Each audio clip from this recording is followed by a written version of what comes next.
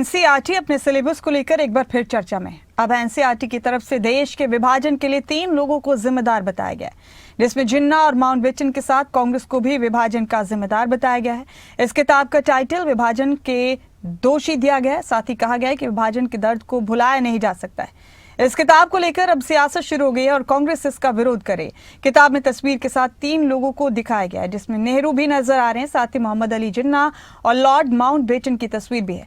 किताब में कहा गया है कि जिन्ना ने पाकिस्तान बनाने की बात कही थी। जिन्ना की मांग को कांग्रेस ने स्वीकार किया। माउंटबेटन ने बंटवारे की प्रक्रिया को पूरा किया। एनसीईआरटी के मॉड्यूल में देश के बंटवारे पर एक चैप्टर का मामला अब सियासी रंग ले चुका है।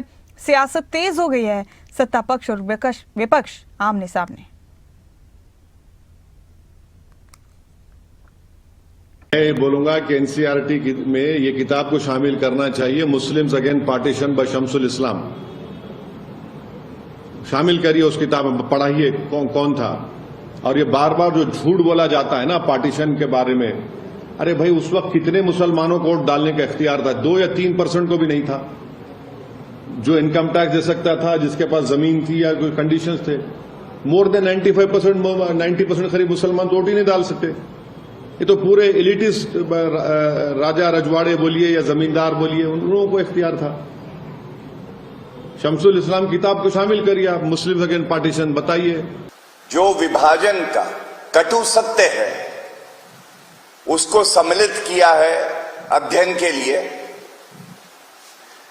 इस सच को रोकने के लिए और सामने ना आए, सबसे पहले दर्द हुआ है तो राहुल जिन्ना पार्टी को हुआ है। और ये कहना गलत नहीं होगा कि जिन्ना और राहुल, इनकी सोच एक जैसी और एक दूसरे का पर्याय ये बन चुके हैं। कांग्रेस पार्टी केवल इतना बताए, सत्ता की शिखर पर कौन था उस समय? रोकने की ताकत किसमें थी लास्ट मोमेंट पर?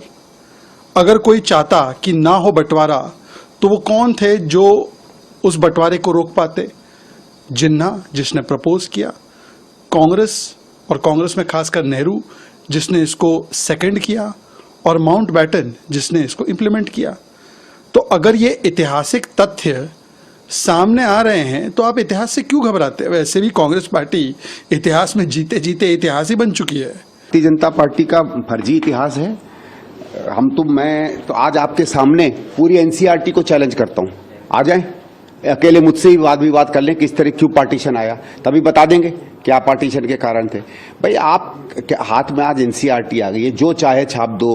झूठ, फर्जी, फरेब, इतिहास का ह नहीं पता इनको, हिस्ट्री का एच नहीं पता इनको, तो अपना बोलते रहें जो बोलना है। इसका कोई मतलब थोड़ी है।